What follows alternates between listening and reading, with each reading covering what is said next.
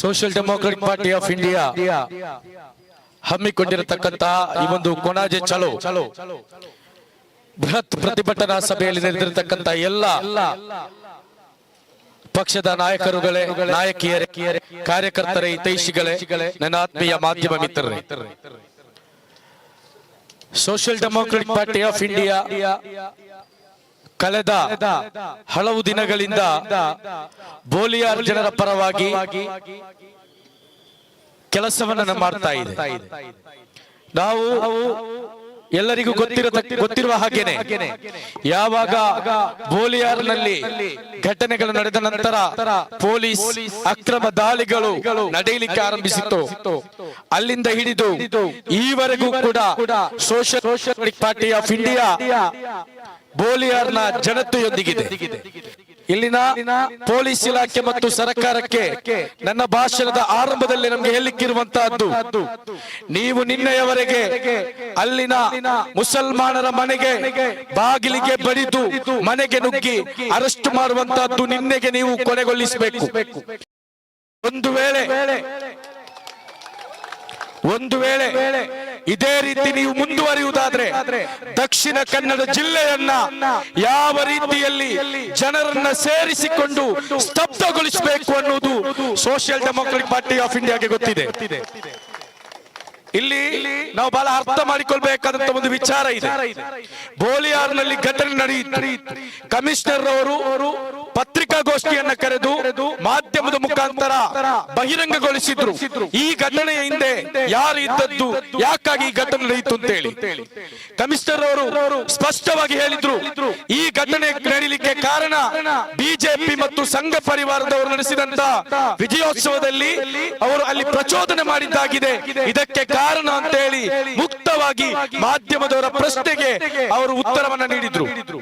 ನಮಗೆ ಕಮಿಷನರ್ ಅವರಲ್ಲಿ ಕೇಳುವಂತಹದ್ದು, ಅಷ್ಟು ಸ್ಪಷ್ಟವಾಗಿ ನೀವು ಮಾಧ್ಯಮದ ಮುಂದೆ ಉತ್ತರ ನೀಡಿದವರು ಅದೇ ದಿನ ರಾತ್ರಿ ಮುಸಲ್ಮಾನರ ಮನೆಗೆ ದಾಳಿ ನಡೆಸಲಿಕ್ಕೆ ನಿಮ್ಮನ್ನ ಒತ್ತಡ ಹಾಕಿದವರು ಯಾರು ಅಂತ ಹೇಳಿ ಮತ್ತೊಮ್ಮೆ ಪತ್ರಿಕಾಗೋಷ್ಠಿಯನ್ನು ಕರೆದು ನೀವು ಹೇಳ್ಬೇಕು.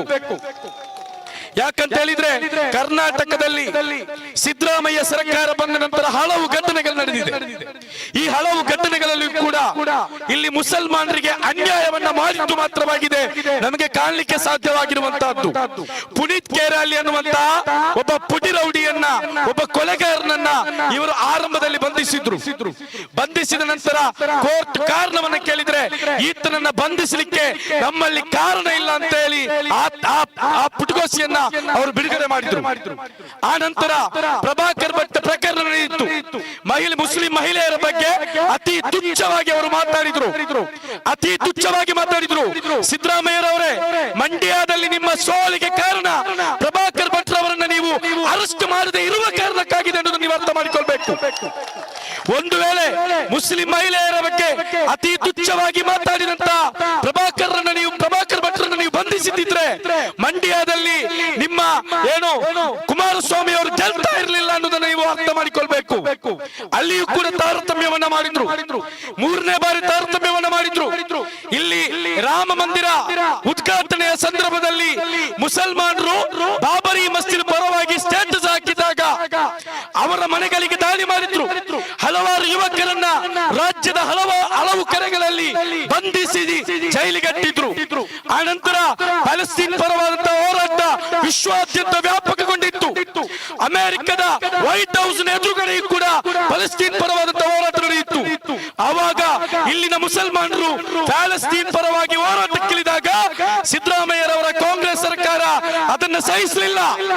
ನಾನು ಹಿಂದರ ಪರ ಇದ್ದೇನೆ, ನಾವು ಮುಸಲ್ಮಾನರ ಪರ ಇದ್ದೇವೆ ಅಂತ ಹೇಳಿ ಕೋಲಾರದಲ್ಲಿ ಚುನಾವಣೆಯ ಭಾಷಣದಲ್ಲಿ ಭಾಷಣವನ್ನ ಮಾಡ್ತಾರೆ. ಅಂತ ಭಾಷಣಕಾರರಾದಂತಹ ಸಿದ್ದರಾಮಯ್ಯರವರ ಸರ್ಕಾರದಲ್ಲಿ ಪ್ಯಾಲೆಸ್ತೀನ್ ಪರವಾದಂತಹ ಹೋರಾಟವನ್ನು ಮಾಡುವುದನ್ನು ಅವರು ಸಹಿಸುವುದಿಲ್ಲ. ಎಲ್ಲಿಯವರೆಗೆ ಇವರು ಸಂಘ ಪರಿವಾರದ ಕಾಲಿಗೆ ಬಿದ್ದಿದ್ದಾರೆ ಅನ್ನುವುದಕ್ಕೆ ಇದೊಂದು ಸ್ಪಷ್ಟ ಉದಾಹರಣೆಗಳಾಗಿವೆ. ಇನ್ನು ಚುನಾವಣೆ ವಿಚಾರವನ್ನು ನಾವು ತೆಗೆದುಕೊಳ್ಳೋಣ. ದಕ್ಷಿಣ ಕನ್ನಡ ಚುನಾವಣೆ ನಡೆಯಿತು. ದಕ್ಷಿಣ ಕನ್ನಡ ಚುನಾವಣೆಯಲ್ಲಿ ಬಿಜೆಪಿಯನ್ನು ಸೋಲಿಸಬೇಕು ಅಂತ ಹೇಳಿ ಮುಸ್ಲಿಂ ಸಮುದಾಯದ ಪ್ರತಿಯೊಬ್ಬರು ಕೂಡ ಕಾಂಗ್ರೆಸ್ ಪರವಾಗಿ ಕೆಲಸವನ್ನ ಮಾಡಿದ್ರು, ಓಟನ್ನು ಹಾಕಿದ್ರು. ಆ ಸಂದರ್ಭದಲ್ಲಿ ಹಿಂದೂಗಳ ಓಟನ್ನು ಪಡೆಯಲಿಕ್ಕೆ ಏನಾದ್ರೂ ಸ್ಟ್ರಾಟಜಿಯನ್ನು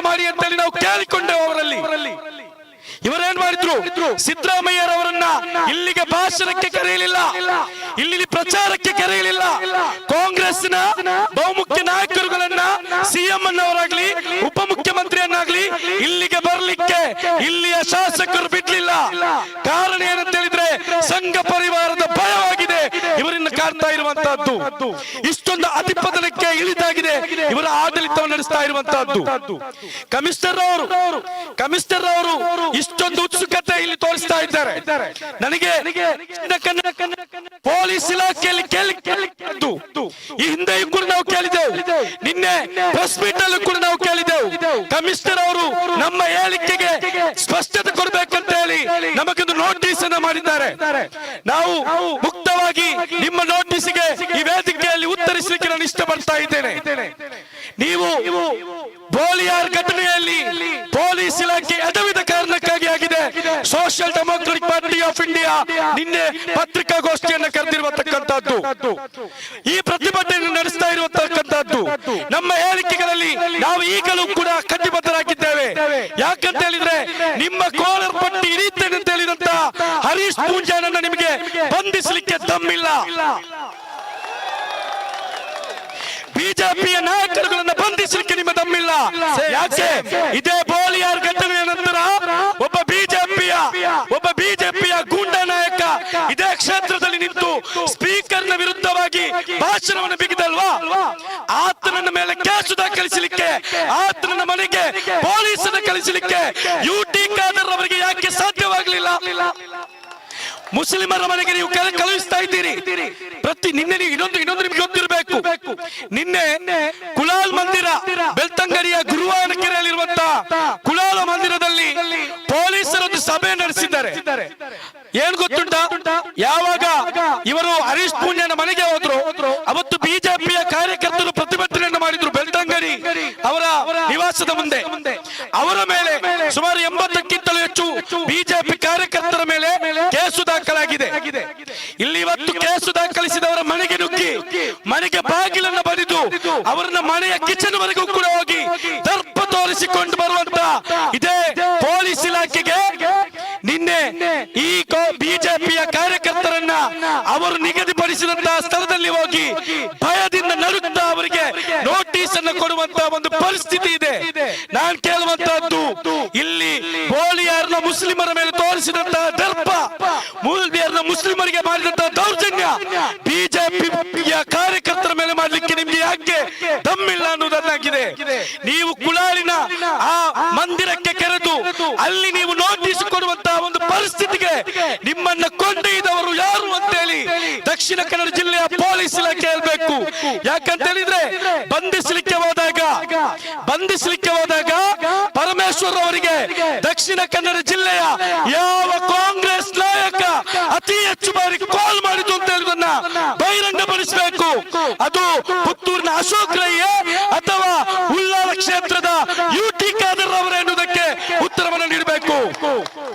ಇನ್ನೊಂದು ಯುಟಿ ಖಾದರ್ ಅವರೇ, ನೀವು ಅಂದುಕೊಳ್ಬೇಡಿ ಯಾವಾಗ್ಲೂ ಕೂಡ ಈ ಸಮುದಾಯ ನಿಮ್ಮೊಂದಿಗೆ ಇರ್ತದೆ ಅಂತ ಹೇಳಿಕೊಂಡು ನಿಮ್ಮ ತಂದೆಯವರು ಮಾಡಿದಂತ ಯಾವುದೋ ಒಂದು ಒಳ್ಳೆಯ ಗುಣಕ್ಕೆ ಈ ಕ್ಷೇತ್ರದ ಜನಗಳು ನಿಮ್ಮೊಂದಿಗಿದ್ದಾರೆ, ಇಲ್ಲಿನ ಮತದಾರರು ನಿಮ್ಮೊಂದಿಗಿದ್ದಾರೆ. ಬಿಜೆಪಿ ಬರದೇ ಇರಲಿ ಅಂತ ಹೇಳಿ ನಿಮ್ಮ ಜೊತೆಗೆ ನಿಂತಿದ್ದಾರೆ. ನಾವು ಇಲ್ಲಿನ ಜನತೆಯೊಂದಿಗೆ ಹೇಳಿಕೊಂಡು ರಿಯಾಜ್ ಪರಂಗಿಪೇಟೆ ಅವರನ್ನ ಆರಿಸಿ ಕಳುಹಿಸಿ ನಿಮಗೆ ಬೇಕಾಗಿ ಅವರು ವಿಧಾನಸೌಧದಲ್ಲಿ ಧ್ವನಿ ಹಾಕ್ತಾರೆ, ನಿಮಗೆ ಬೇಕಾದಾಗ ಅವರು ಮಾತನಾಡ್ತಾರೆ. ಪ್ರತಿಯೊಂದು ಮತದಾರರಲ್ಲಿ ಕೇಳಿಕೊಂಡವು. ಆದ್ರೂ ಕೂಡ ಯುಟಿ ಖಾದರ್ ಅವರೇ ನಿಮಗೆ ಈ ಮತದಾರರು ವೋಟ್ ಅನ್ನು ಹಾಕಿದ್ರು. ಆದ್ರೆ ನೀವೇನ್ ಮಾಡಿದ್ದೀರಿ? ಕಳೆದ ಬಾರಿ ಉಳ್ಳಾಲದ ಗಲಭೆಯ ಸಂದರ್ಭದಲ್ಲೂ ಕೂಡ ನೀವು ಮನೆಗೆ ಪೊಲೀಸರನ್ನು ನುಗ್ಗಿಸಿದ್ರಿ. ನೀವು ಇಲ್ಲ ಅಂತೇಳಿ ನಿಮ್ಮ ಪತ್ರಿಕಾಗೋಷ್ಠಿಯಲ್ಲಿ ನಮಗೆ ಸ್ಪಷ್ಟವಾಗಿ ಗೊತ್ತಾಗಿದೆ. ನೀವು ಬೋಲಿಯಾರ್ನ ಮುಸ್ಲಿಂ ಯುವಕರ ಮನೆಗಳಿಗೆ ಹೆಸರನ್ನ ಪಟ್ಟಿ ಮಾಡಿಸಿಕೊಂಡು ಕಳಿಸ್ತಾ ಇರುವುದು ಯುಟಿ ಖಾದರ್ ಅವರ ನೇತೃತ್ವ ಅನ್ನೋದಕ್ಕೆ ನಮಗೆ ನಿಮ್ಮ ಪತ್ರಿಕಾಗೋಷ್ಠಿಯ ಸಾಕ್ಷಿ. ಆದ್ರೆ ಎಸ್ಡಿಪಿಐ ಬಹಳ ಮುಕ್ತವಾಗಿ ಹೇಳ್ತಾ ಇರುವಂತಹದ್ದು, ಬೋಲಿಯಾರ್ನ ಜನತೆ ನಮ್ಮೊಂದಿಗಿದ್ದಾರೆ, ದಕ್ಷಿಣ ಕನ್ನಡ ಜಿಲ್ಲೆಯ ಮುಸ್ಲಿಮರು ನಮ್ಮೊಂದಿಗಿದ್ದಾರೆ. ನೀವು ಅಂದುಕೊಂಡಿರಬಹುದು ಅಶ್ರಫ್ ಕಿನಾರೆ ಎನ್ನುವಂತ ಒಬ್ಬ ವ್ಯಕ್ತಿ ಕಾಂಗ್ರೆಸ್ನ ವಿರುದ್ಧವಾಗಿ ಮಾತಾಡಿದಾಗ ಒಂದು ನೋಟಿಸ್ ಹೋದ್ರೆ ಬಾಕಿದ್ದವರು ಮೌನಕ್ಕೆ ಶರಣಾಗಬಹುದು ಅಂತ ಹೇಳಿ ನಿಮ್ಮ ಚೇಳಗಳಾಗಿ ನಿಮ್ಮ ಕಾಲಡಿಯಲ್ಲಿ ಬದುಕ್ತಾ ಇರುವಂತ ಕೆಲವರನ್ನ ನೀವು ನೋಡಿರಬಹುದು. ಆದ್ರೆ ದಕ್ಷಿಣ ಕನ್ನಡ ಜಿಲ್ಲೆಯ ಎಲ್ಲಾ ಮುಸಲ್ಮಾನರು, ಎಲ್ಲಾ ಮುಸ್ಲಿಂ ನಾಯಕರು ಅಂತವರೇ ಅಂತ ಹೇಳಿ ನೀವು ಅಂದುಕೊಳ್ಬಾರ್ದು. ಯಾಕಂತ ಹೇಳಿದ್ರೆ social democratic party of India ನಿನ್ನೆ ಒಂದು ಪತ್ರಿಕಾಗೋಷ್ಠಿಯಲ್ಲಿ ಒಂದು ಹೇಳಿಕೆಯನ್ನು ಕೊಟ್ಟದ್ದು, ನಾವು ಕೊನಾಜೆ ಚಲವನ್ನು ಮಾಡ್ತಾ ಇದ್ದೇವೆ ಅಂತ ಹೇಳಿ. ಅದರ ಬದಲಾಗಿ ಎಲ್ಲಿಯಾದ್ರೂ ನಮ್ಮ ಕಾರ್ಯಕರ್ತರನ್ನ ಇಲ್ಲಿರುವಂತ ಮುಸಲ್ಮಾನರ ಮನೆಗೆ ಕಳುಹಿಸಿದ್ರೆ ಇಲ್ಲಿ ಇವತ್ತು ಕೊನಾಜ ಪೊಲೀಸ್ ಸ್ಟೇಷನ್ ಮುಂಭಾಗದಲ್ಲಿ ಇಲ್ಲಿ ಅಲುಗಾಡ್ಲಿಕ್ಕೆ ಸ್ಥಳ ಇರ್ತಿರ್ಲಿಲ್ಲ ಅನ್ನೋದನ್ನು ನಾವು ಹೇಳಿಕ್ಕೆ ಇಚ್ಛೆ ಪಡ್ತಾ ಇದ್ದೇವೆ. ಕಮಿಷನರ್ ಅವರೇ, ನೀವು ನಮ್ಮ ಪರವಾಗಿರಿ ಅಂತ ನಾವು ಹೇಳುವುದಿಲ್ಲ, ನೀವು ನಮ್ಮವರನ್ನ ಬಂಧಿಸಬೇಡಿ ಅಂತ ಕೂಡ ನಾವು ಹೇಳುವುದಿಲ್ಲ. ನಾವು ಹೇಳ್ತಾ ಇರುವಂತಹದ್ದು, ನೀವು ಅಕ್ರಮವಾಗಿ ಬಂಧಿಸಬೇಡಿ, ನೀವು ನ್ಯಾಯದ ಪರವಾಗಿರಿ. ನಿಮ್ಮ ಏನು ಕಮಿಷನರ್ ಗೇಟಿನವರೆಗೆ ಬಂದು ಇನ್ನೂ ಹೆಚ್ಚು ಜನರನ್ನ ಶಕ್ತಿಯನ್ನ ಗೂಡಿಸಿಕೊಂಡು ಇದಕ್ಕಿಂತಲೂ ಶಕ್ತವಾದಂತಹ ಹೋರಾಟವನ್ನು ಮಾಡಲಿಕ್ಕೆ ನಮಗೆ ನೀವು ಪ್ರೇರೇಪಿಸಬೇಡಿ ಅನ್ನೋದಾಗಿದೆ ಕಮಿಷನರ್ ಅವರಿಗೆ ಹೇಳುವಂತಹದ್ದು. ಇನ್ನು ನಮ್ಮ ನಾಯಕರಿಗೆ ಬರುವಂತಹ ನಿಮ್ಮ ನೋಟಿಸುಗಳು, ನಮ್ಮ ನಾಯಕರಿಗೆ ಬರುವಂತ ನಿಮ್ಮ ನೋಟಿಸುಗಳು, ಆ ನೋಟಿಸುಗಳಿಂದ ನಮ್ಮನ್ನ ಎಲ್ಲಷ್ಟು ಕೂಡ ಅಲುಗಾಡಿಸಲಿಕ್ಕೆ ಸಾಧ್ಯವಿಲ್ಲ ಅನ್ನೋದನ್ನ ಬಹಳ ಸ್ಪಷ್ಟವಾಗಿ ನಾವು ಹೇಳ್ತಾ ಇದ್ದೇವೆ. ಇಲ್ಲಿನ ಜನತೆ ಇಲ್ಲಿ ಕೂಡಿರುವಂತಹ ಜನತೆಯ ಭಾಗವಾಗಿ ಮಾಧ್ಯಮದ ಮೂಲಕ ನಾವು ಸರ್ಕಾರ ಕೇಳ್ತಾ ಇರುವಂತಹದ್ದು, ನಮ್ಮ ಔದಾರ್ಯದಿಂದ ನೀವು ಅಧಿಕಾರದಲ್ಲಿದ್ದೀರಿ, ನಮ್ಮ ಔದಾರ್ಯದಿಂದ ನೀವು ಇವತ್ತು ಅಧಿಕಾರವನ್ನು ನಡೆಸ್ತಾ ಇದ್ದೀರಿ. ನಿಮಗೆ ಸಾಧ್ಯವಾದ್ರೆ ಇಲ್ಲಿ ಸಂವಿಧಾನಾತ್ಮಕವಾಗಿ, ಕಾನೂನಾತ್ಮಕವಾಗಿ, ಪ್ರಜಾಪ್ರಭುತ್ವವಾಗಿ ನೀವು ಅಧಿಕಾರವನ್ನು ಚಲಾಯಿಸಿ. ಅದು ಬಿಟ್ಟು ಸಂಘ ಪರಿವಾರದ ಸಂಘ ನಿಕೇತನಕ್ಕೆ ಬೇಕಾಗಿ, ಕೇಶವ ರೂಪಕ್ಕೆ ಬೇಕಾಗಿ ನೀವು ಆಡಳಿತವನ್ನು ನಡೆಸುವುದಾದ್ರೆ ಅದಕ್ಕೆ ನಾವು ಮುಂದೆ ಬರುವಂತ ಚುನಾವಣೆಗಳಲ್ಲಿ ನಾವು ಉತ್ತರವನ್ನು ನೀಡಲಿಕ್ಕಿದ್ದೇವೆ ಅನ್ನೋದನ್ನ ಸ್ಪಷ್ಟವಾಗಿ ಹೇಳ್ತಾ ಇದ್ದೇವೆ. ಇನ್ನೊಂದು ಕಮಿಷನರ್ ಅವರೇ, ನೀವು ಇನ್ನೊಂದು ದೂರನ್ನ ದಾಖಲಿಸಬೇಕು. ಇದೊಂದು ಜನಾಗ್ರಹವಾಗಿದೆ. ಮೊನ್ನೆ ಹರೀಶ್ ಪೂಂಜಾ ಅನ್ನುವಂತ ಒಬ್ಬ ರೌಡಿ ಶಾಸಕ ಒಂದು ಹೇಳಿಕೆಯನ್ನು ಕೊಟ್ಟಿದ್ದಾರೆ, ಮುಸಲ್ಮಾನರ ಮಸೀದಿಯ ಒಳಗಡೆ ಆಯುಧ ಶೇಖರಣೆ ಇದೆ ಅಂತ ಹೇಳಿ. ರಾಜ್ಯ ಸರ್ಕಾರ ಬೇಕಿದ್ರೆ ತನಿಖೆಗೆ ಆದೇಶಿಸಲಿ, ರಾಜ್ಯ ಸರ್ಕಾರ ಬೇಕಿದ್ರೆ ತನಿಖೆಗೆ ಆದೇಶಿಸಲಿ, ಆತರ ಇದೆ ಅಂತ ಹೇಳಿ. ಬದಲಾಗಿ ಇಂಥ ಒಂದು ಉದ್ರೇಕಕಾರಿ ಹೇಳಿಕೆ ನೀಡಿದಂತ, ಇಂಥ ಒಂದು ದ್ವೇಷ ಬಿತ್ತುವಂತ ಹೇಳಿಕೆಯನ್ನು ನೀಡಿದಂತ ಹರೀಶ್ ಪೂಂಜಾನ ಮೇಲೆ ಕೇಸು ದಾಖಲಿಸುವಂತ ತಾಕತ್ತು ಇಲ್ಲಿನ ಕಮಿಷನರ್ ಅವರಿಗೆ ಇದೆ ಅನ್ನೋದನ್ನ ನಾವು ಪ್ರಶ್ನೆ ಮಾಡ್ಲಿಕ್ಕೆ ಇಷ್ಟಪಡ್ತಾ ಇದ್ದೇವೆ. ಒಂದು ವೇಳೆ ಮಸೀದಿಗಳ ಒಳಗಡೆ ಎಲ್ಲಿಯಾದ್ರೂ ಆಯುಧ ಶೇಖರಣೆಗಳಿದ್ದಿದ್ರೆ ಬಾಬರಿ ಮಸ್ಜಿದ್ ಉರುಳ್ತಾ ಇರಲಿಲ್ಲ ಅನ್ನೋದನ್ನ ಇಲ್ಲಿ ನೀವು ಅರ್ಥ ಮಾಡಿಕೊಳ್ಬೇಕು. ಒಂದು ವೇಳೆ ಆಯುಧ ಶೇಖರಣೆಗಳು ಇರ್ತಿದ್ರೆ ಮಳಲಿ ಮಸೀದಿಯ ಬಳಿಗೆ ಶರಣ್ ಪಂಪೆ ಬರ್ತಾ ಇರಲಿಲ್ಲ ಅನ್ನೋದನ್ನ ನೀವು ಅರ್ಥ ಮಾಡಿಕೊಳ್ಬೇಕು. ನಾವು ನಮ್ಮ ಮಸೀದಿಗಳನ್ನ ಶಾಂತಿಯ ಸಂಕೇತವಾಗಿ ನಿಲ್ಲಿಸಿದ್ದೇವೆ. ಇಲ್ಲಿರುವಂತಹ ಮಸೀದಿಗಳು ಕೊರೋನಾ ಸಂದರ್ಭದಲ್ಲಿ ಕಾರ್ಯವನ್ನು ನಿರ್ವಹಿಸಿದೆ, ಹಸಿದವರಿಗೆ ಊಟವನ್ನು ನೀಡಿದೆ. ಮಳೆ ಅತಿಯಾದಂತಹ ಮಳೆಗಳು ಬಂದಾಗ, ನೆರೆಗಳು ಬಂದಾಗ, ಸುನಾಮಿಗಳು ಬಂದಾಗ ಜನರಿಗೆ ನೆರಳು ನೀಡಿದಂತಾಗಿದೆ ಮಸೀದಿಗಳು. ಅಂತಹ ಮಸೀದಿಗಳ ಮೇಲೆ ಅಪವಾದಗಳನ್ನು ಹೇಳಿಕೊಂಡು ಬರುವವರ ಮೇಲೆ ಸೂಕ್ತವಾದಂತಹ ಕ್ರಮವನ್ನು ಕೈಗೊಳ್ಳಲಿಕ್ಕೆ ಸರ್ಕಾರಗಳು ತಯಾರಾಗಬೇಕು ಅಂತ ಹೇಳಿ ನಾವು ಈ ಮೂಲಕ ಎಚ್ಚರಿಸ್ತಾ ಇದ್ದೇವೆ. ಬೋಲಿಯಾರ್ನ ಜನತೆಯ ಪ್ರತಿಯೊಂದು ದಿನದಲ್ಲಿ ಅವರ ಪ್ರತಿಯೊಂದು ಕಣ್ಣೀರಿನೊಂದಿಗೆ social democratic party of India ಶಕ್ತವಾಗಿ ನಿಲ್ಲಲಿಕ್ಕಿದೆ. ಪ್ರತಿಯೊಂದು ತಾಯಿಯ ಕಣ್ಣೀರನ್ನು ಒರೆಸಲಿಕ್ಕೆ ನಮ್ಮ ಕಾರ್ಯಕರ್ತರು ಅಲ್ಲಿ ಕಟಿಬದ್ಧರಾಗಿದ್ದಾರೆ ಅಂತ ಹೇಳಿಕೊಳ್ಳುತ್ತಾ ನನ್ನ ಮಾತಿಗೆ ನಾನು ವಿರಾಮವನ್ನು ಹಾಕ್ತಾ ಇದ್ದೇನೆ. ಅದೇ ರೀತಿ ಇದು ಮುಂದುವರಿದ್ರೆ ಈ ಬಂಧನ ಮುಂದುವರಿದ್ರೆ, ಮನೆಗಳಿಗೆ ದಾಳಿ ಮುಂದುವರಿದ್ರೆ, ನೀವು ಕಮಿಷನರ್ ಆಫೀಸಿನ ಕಚೇರಿ ಗೇಟ್ ಏನಿದೆ ಅದರ ಒಳಗಡೆ ಹೋಗ್ಲಿಕ್ಕೆ ಸಾಧ್ಯವಿಲ್ಲ.